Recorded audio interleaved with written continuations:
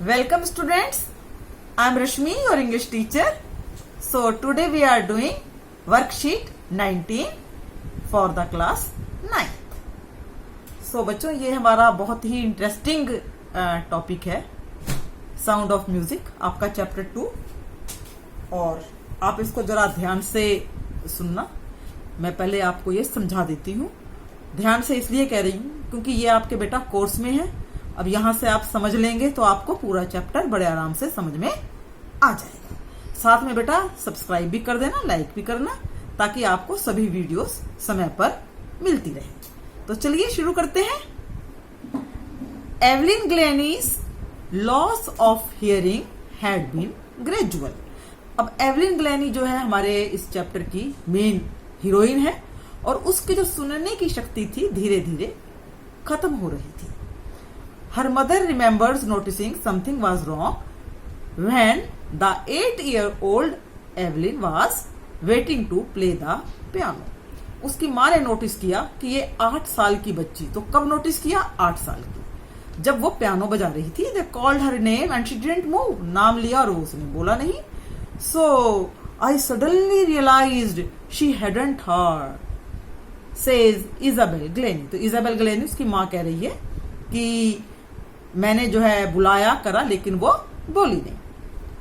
For quite a while, Evelyn managed to conceal her growing deafness from friends and teachers. कुछ time तक तो छिपाने की कोशिश की कि भाई उसको सुन नहीं रहा फ्रेंड से, टीचर से। But by the time she was 11, her marks had deteriorated and her headmistress urged her parents to take her to a specialist. लेकिन क्या हुआ बाद में जो है, जब वो 11 साल की थी उसके जो नंबर थे बहुत ही कम आने लगे और जो उसकी हेडमिस्ट्रेस थी उन्होंने कहा कि भाई इसको तो आप किसी स्पेशलिस्ट के पास लेकर जाओ। It was then discovered that her hearing was severely impaired.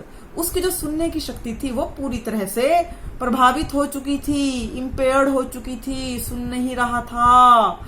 They were advise that she should be fitted with hearing aids and sent to the school for the deaf.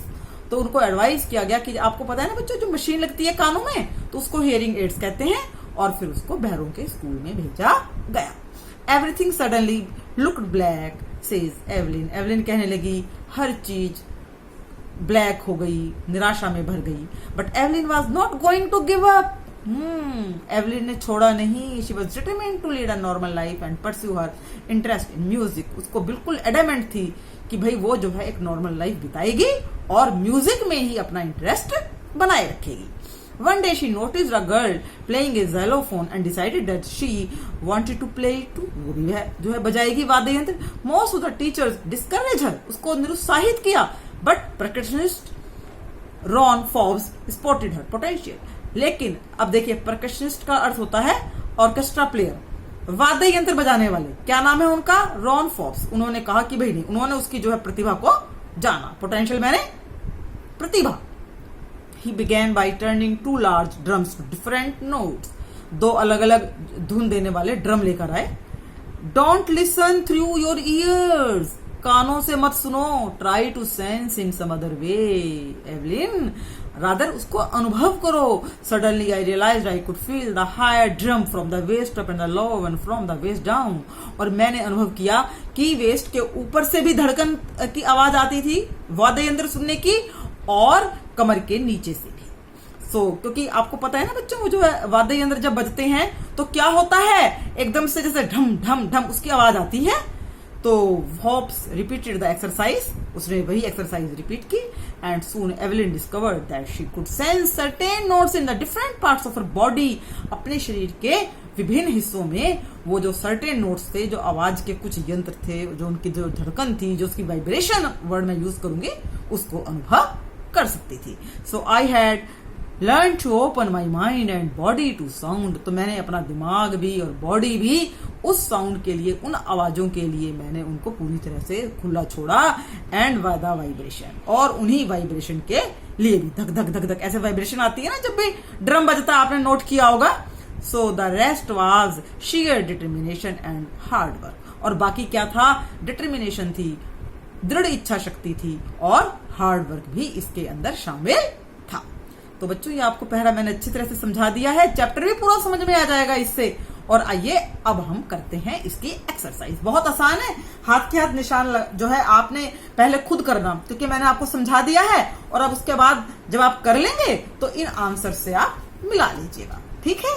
तो देखिए, based on the given passage Evelyn Glennie listen to sound without hearing, और जो chapter है sound of music. चलिए question करते हैं। How was Evelyn when her mother notice symptom of deafness in her. हाँ जी, कितने साल की थी मैंने आपको पहले ही बताया था, तीसरे पे निशान लगा लीजिएगा। 8 years old। थर्ड है 8 साल की वो थी।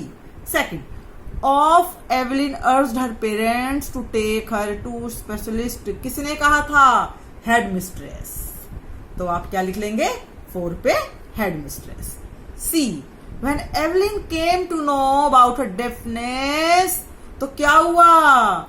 क्या हुआ था? उसने क्या किया उसने? She did not give up. ना लॉस्ट होप आएगा और स्टार्टेड क्राइंग भी नहीं आएगा। She did not give up, उसने छोड़ा नहीं।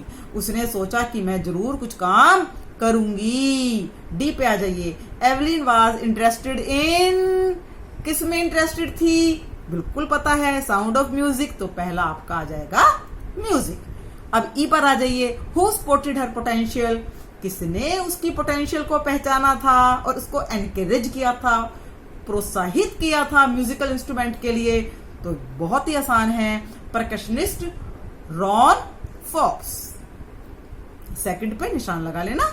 और अब आ जाइए एफ पर। Evelyn could sense the sound and vibration of any musical instrument through her. कैसे वाइब्रेशन का पता चलता था? Very easy, mind and body. So आप 2 पे निशान लगा लेंगे, माइंड भी और बॉडी भी, दिमाग से भी और शरीर से भी। जी पर आ जाइए।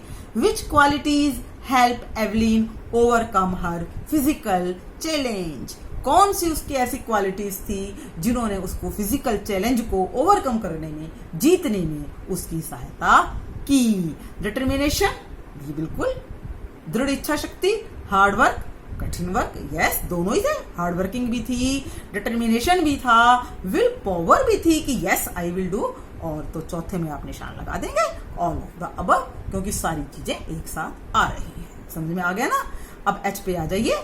Which word in the passage is a synonym of degrade. देखिए, ग्रेजुअल मैंने धीरे धीरे, कंसील मैंने छिपाना, डिटोरेटेड मैंने धीरे धीरे गिरना, चौथे में पोटेंशियल शक्ति, तो डिग्रेड मैंने डेटेरियोरेटेड धीरे धीरे गिरना, तीसरे पे आप निशान लगा लेंगे। तो बच्चों, आई होप कि आपको अच्छी तरह से ये पहला भी समझ में आ गया होगा, एक्सरसाइज भी समझ में आ गई होगी। अब इसको 2-3 बार करने की कोशिश करना, ताकि इंग्लिश आपके लिए बिल्कुल फ्रेंडली हो जाए। Practice makes a man perfect. Okay students, bye. Comment box में कमेंट भी करना, कुछ प्रॉब्लम हो तो मुझको से आप कमेंट बॉक्स से पूछ सकते हैं। Okay, bye.